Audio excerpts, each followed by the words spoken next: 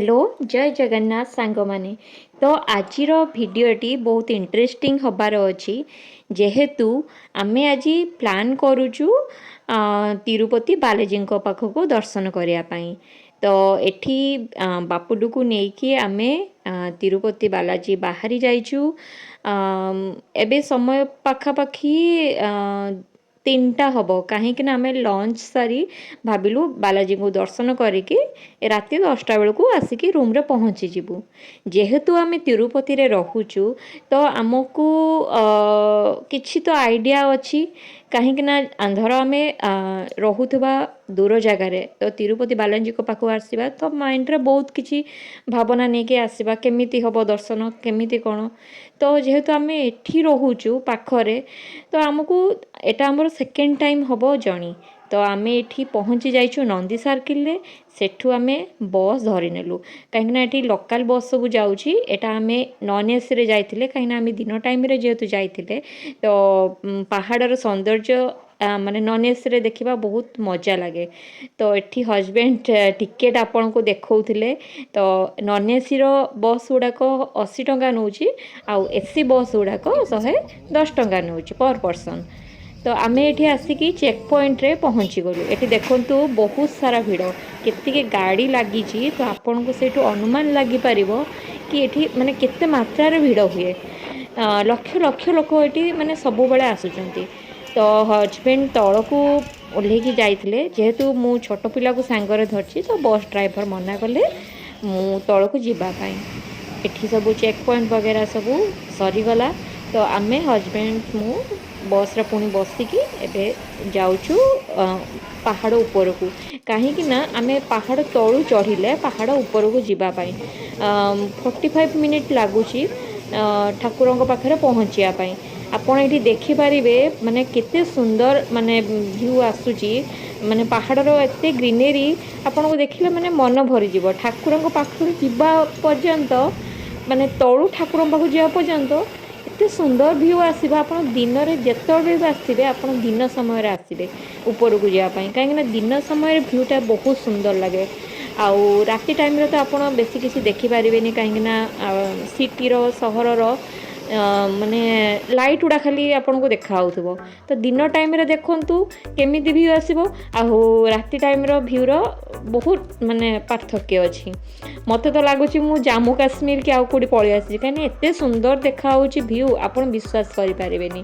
तो एबे आमे ऊपर को पाखा पाखी पहुंची गलुनी माने जो लोकेशन ले बस छाड़ीबो से पाखापाखि आम हो आसलुनी आउ तो यहाँ आमर माने द्वितीय टाइम आसवा तिरुपति एटा आम माने हठात किना प्लान कलु कि चलो जीवा आज तो शनिवार अच्छी बुली बुला कि पुणी राति 10टा को आसिक रूम धरनवा तो आम ये आसिक बस ओह्लैदेला तो एठी आमे आसिकी चली चली जाऊचु ठाकुर पाखक कहीं जेहेतु आम छोट पिला को लेकिन आसीचु आपण मैंने जानी रखि था छोट पिला जदि गोटे वर्ष बिलो होते तल को ना गोटे वर्ष होते कंप्लीट ताहले आपण छोट पिला गोटे अलग रास्ता अच्छी सेठी आसिकी आपण पिला नहीं सहजरे दर्शन करें एठी आमे गोटे सेल्फी पॉइंट अच्छी सेल्फी पॉइंट माने ठाकुर पाखरे जदिव नहीं टिके माने गेट पाखरे अच्छी सेठी आमे किछि फोटो उठेलु आउ मु आज संबलपुरी शाढ़ीटा पिंधिकी आसी जेहेतु मु मोटा होईची तो टिके मते शाढ़ी पिंधिबा टिके टिके ऑड लागुथला तो चलो आउ शाढ़ी मो बहुत दिन पिंधे अभ्यास छाड़ दे कहीं जेहेतु शाशुघर को गले शाढ़ी पिंधे एठी तो मु ड्रेस पिंधुची तो आमे सेठू चली चली आसिलु चली चली आसिक आमे जाऊचु सुपथम लाइन छोट पिलांक पई आपण मु कहूतिल ना छोट पिलांक पई वर्षे भितरे आउ जदि वर्षे कंप्लीट हेइथिबो तो आपण ए सुपथम लाइन ले आसिबे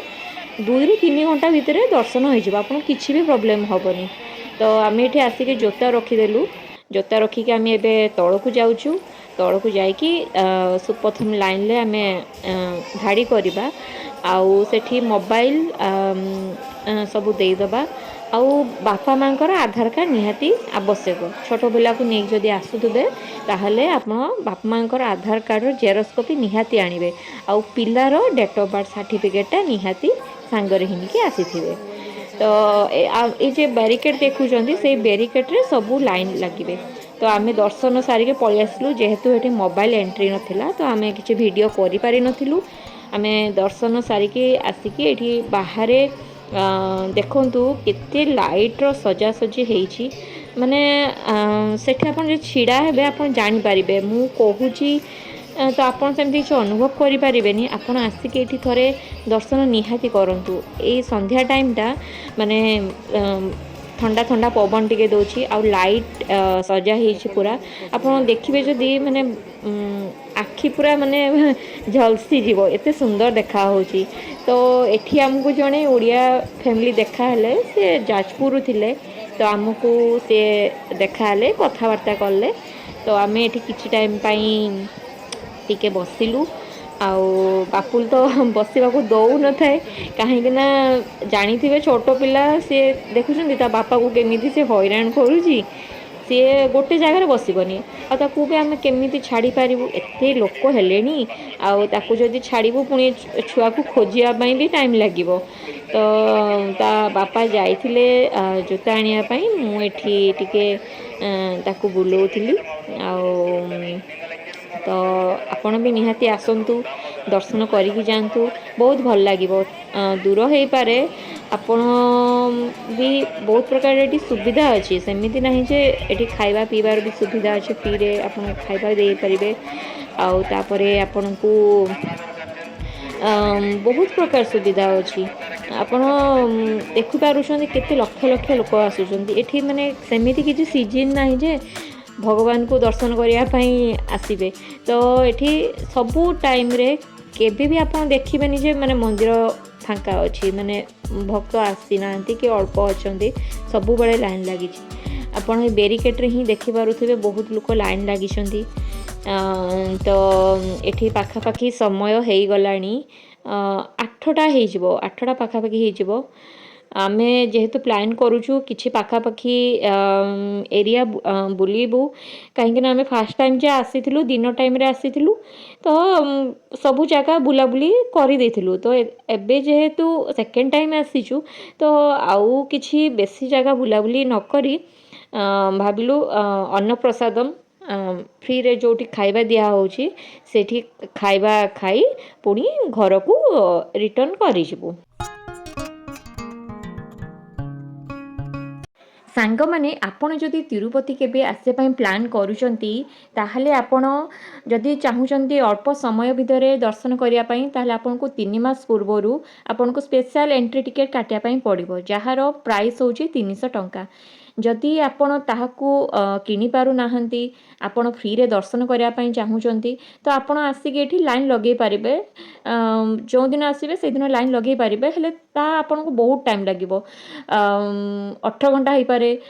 20 रु 22 घंटा भी हो पारे। जदि आपण गोटे दिन पूर्वरु आसिकी एठी टिकेट काउंटर किछि अछि ता आपण को ना कहिदेबी श्रीनिवासम कॉम्प्लेक्स हो कि विभिन्न कॉम्प्लेक्स अछि आपण बस स्टैंड पाखरे पाई पारिबे।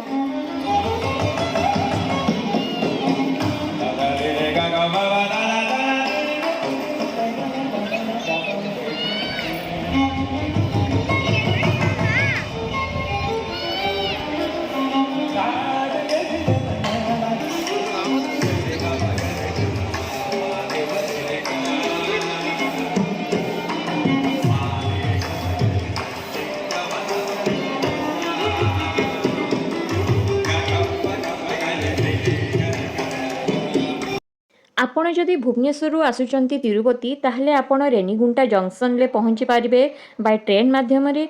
नहले आपण को तिरुपति स्टेशन ले भी ट्रेन माध्यम रे आपण एठी पहुँची पारिबे। आउ एठी पहुँचीबा पई एयरपोर्ट रो भी सुविधा अछि आपण एयरपोर्ट माध्यम रे भी फ्लाइट माध्यम रे भी आसी पारिबे। तो आपण को रेनीगुंटा ठारू तिरुपति की पड़िबो 11 किलोमीटर आउ तिरुपति रेलवे स्टेशन लु आपण को जो बालाजी तळ